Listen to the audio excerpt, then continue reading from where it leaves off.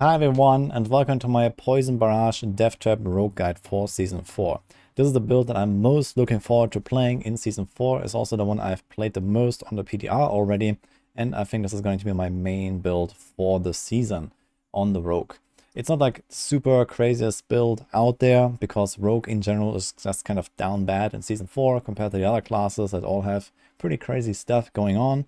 But it is a pretty solid build, something that can do all content, at least from what we have seen on the PTR with the pit level 200 ended bosses. It does have relatively solid damage output in the late game, and it just feels overall extremely fun to play. The main combo of this build is that this is a death trap build, so you run exposure passive to reset the traps. You have poison imbuement together with barrage, which is kind of a weird thing to do because usually range builds don't go the poison route. You usually go with a like no imbue or maybe cold imbue or something like that, and go like precision, for example. But instead here we can actually kind of just permanently shoot barrages at like I don't know, 3 attacks per second, 4 attacks per second. You have like, I don't know, 30 arrows flying around at all times basically. Everything is poisoned, and it just kind of feels overall fun and cool to play. There's a tons of crowd control in this build. You have to pull in from the death traps, you walk into a pack, you do the thing, and everything is frozen, everything is stunned. You have a smoke grenade, you have a concealment, and you just kind of like walk around and cruise through those pit levels. So I played this, and this was actually very unoptimized here. My setup here on this clip, for example, this can definitely go all the way to pit level 200 with a better setup, and unless they really buff how much HP there is in the pit in the actual final patch, this build will have no trouble going all the way. And in fact, there is an ultimate version of the build that I have been theory crafting on that I actually didn't get to play here at all, which is much more potent than what you can see as well, which actually is no longer a death trap build, but I was gonna put it into the same guide, which is based around Starless Skies. So usually this build runs this whole death trap combo, and there is a lot of like energy recovery and energy like hunger in this build basically, because it doesn't run combo points, it doesn't have a basic attack. This is just full-on barrage spam, so with like 3 barrages per second or so, that requires a lot of energy. So we have to try to build that somehow. And the way this usually works is with Tibort's Will, and we have Aftermath, and then we have the exposure to reset our death trap to get proc the Aftermath, and then we have preparation that resets all of our cooldowns, so we can trigger concealment, and that also gives us energy and triggers the Tibort's Will. And there's other stuff like, for example, innovation. So this is usually how you fill up the energy all the time and just sustain like this insane barrage spam.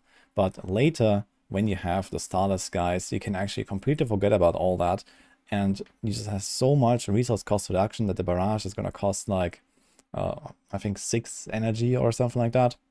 And you can kind of just like out regen that with a bit of like rolls on your gear, like an energy per second here, maybe innovation. You don't need any of the stuff down here anymore with the exposure and the death trap. And we can play a much more mobile build. You see here there's 2 mobility skills suddenly, and no more Aftermath. You don't even need Tibort's Will anymore, and you just kind of like spray and pray. So it's a fairly easy to play build, even in the standard version, but before you get to any Uber Uniques here. And then later on you unlock this version here. And this is where it really comes online, because you have a lot more damage on this ring. You have no need to really play around those traps anymore. And you can also go close quarters combat suddenly, giving you like another roughly double damage effect or something like that. So this is kind of the progression of the build, and there's also multiple steps in here. So I have a Codex starter version at level 50, so just kind of like the basics, where you probably might want to play this even with a puncture if you run out of resources too much, but it might be doable just like that as well. At least for the very early levels, you might want to play this with puncture, and then you go play this setup basically from the start, and there are like a few progression like tweaks basically as you go, like a few passives move around, or like a skill moves around or something like that, as you unlock more of the Codex powers. And then we have the final version here with the Starless Skies at the end. I've also rewritten the max roll guide for Death Trap. So if you have seen the old Twisting Blades Death Trap build, that one is gone now. Instead, I actually put this build into the max roll guide, And there's all of the details here as well, including the skill trees, explanations, gameplay, the different variants here. So this is basically what we have in the planner. And you can see all of the details here, even if I don't mention them in this video right now. This Maxwell guide will go live very soon. This is currently just a draft, and I preview it, but you can see it here, and it's coming this week. One of the reasons why I like this build so much is because of this exposure and death trap combo. You can see this down here right now. You can reset your cooldowns extremely fast in this build. So when you shoot into a pack and they are affected by traps, in this case the poison trap, you throw the poison trap in there, and then you can trigger exposure, and you can just reset your death trap in a second sometimes, because you fire so many arrows and you have like this piercing effect from the new Barrage aspect, and you just have insane amounts of lucky hits. You trigger all of your stuff instantly. And there are a bunch of lucky hit effects in this build as well that you just kind of like trigger all the time. For example, you see here the Dark Shrouds are at my character. This is the Umbrous aspect, where when we crit, we get a chance for a Dark Shroud. There's, for example, also stuff like Siphoning Strikes, so you can get insane amounts of healing whenever you stand close to enemies and then shoot into the pack. And well, every time you press the death trap, you also reset all of your other cooldowns because of the preparation specialization. So you see this here, everything just resets, and basically every 1 or 2 seconds you can use all of your abilities and just spam away. As I mentioned, in the late game with Starter Skies, this is no longer the case, so we have to be a bit more conservative with some of the cooldowns, but it's a much more powerful setup for like the high-end pushing, for the bosses and so on, and I will definitely not have trouble really clearing anything in the game. So the reason why I chose Barrage for the setup this season around is because we have really good aspects for it actually. So there is the branching volleys aspect that was buffed during season 3 that basically hyper buffs those ricochets. You get a ricochet from a Barrage when you hit a target that is vulnerable or it's a crit. We have relatively high crit rate as well, but generally most stuff will be vulnerable anyway, because we have the Accursed Touch power here. So you just apply this Vampiric Curse as you shoot. Everything will be vulnerable, and then you're gonna get those ricochets anyway. And this also gives you other benefits, like just extra damage done to the enemies. You have the corruption aspect here to boost the poison imbuement, and there's like a bunch of synergies like that here. And it just feels really fun to spam Barrage and do nothing else, no combo points, and you don't really have to worry about anything. And you also get some vulnerable triggers here from the Barrage itself, which is kind of cool. Also, there's this aspect here, which is new in Season 4, the high velocity aspect. So this makes your Barrage pierce through at least one enemy and gives it extra attack speed. This is really powerful because especially in AoE fights, where Barrage was kind of like lacking a little bit, you have much better coverage. And not just that, but those pierces also have lucky hit, and those pierces can also ricochet. So basically when there's like an AoE fight, you have insane amounts of hits and insane amounts of lucky hits, and this is how you get those insane resets on the exposure, for example. And you can also trigger other stuff, as I mentioned. For example, here's Bursting Venoms. Since we are playing Poison Imbuement, you want to use this aspect as well. So you have a chance to create those poison puddles, and as long as you stand in those or run through them, it will reset your Poison Imbuement cooldown and no longer cost any poison imbuement charges when you use it. So effectively, this means you have permanent poison imbuement with this build, and this is where all of the damage comes from in the end. So you kind of need to try to scale up this damage over time effect. We don't actually deal damage with our hits. The arrows themselves don't do anything. It's all the poison imbuement. And when you have like a staggered boss, for example, and you just kind of blast into the boss, not really worrying about anything, you can definitely reach poison ticks of like 5 million plus, probably 10 million plus later on with like a fully optimized setup. And this is relatively competitive DPS for a rogue build, I guess. As I mentioned, it's not the best, but it's definitely quite workable. Since this is mostly a melee playstyle, I've actually built a setup fairly tanky. So I talked about the Umbrous aspect here with the Dark Shrouds. We have a huge investment into Dark Shroud. This is kind of like a general rogue thing for Season 4. You want to have Dark Shroud in your build basically no matter what in the future, because especially in the pit, stuff gets pretty tough and one-shots happen. So Dark Shroud helps you a lot with that to stay alive as a rogue, which is otherwise somewhat squishy. I also have, for example, 45,000 life here in this planner at least. So you want to try to hit at least something like 35k plus, 40k plus, I guess. And for example, I invested a lot into extra life nodes on the Paragons. So in general, you want to build your Paragons pretty defensively these days. So you pick up all these like life nodes, you pick up damage reduction nodes, like this kind of stuff here on the Sheep Shop board, and so on. So I've kind of like tried to make a good mix here between offense and defense. So for example, we have a few of the very important poison glyphs. There's Tracker, for example, very important. And we have Bane up here as well. So you have like another huge poison multiplier and a bunch of other like, good investments here. There's efficacy that gives you the extra imbuement potency. There's ambush for the trap stuff. And here's control for, well, we are crowd controlling a lot with the stun grenades or with just like chance to freeze, for example, on the temper mods. This is also a way to trigger Frigid Finesse.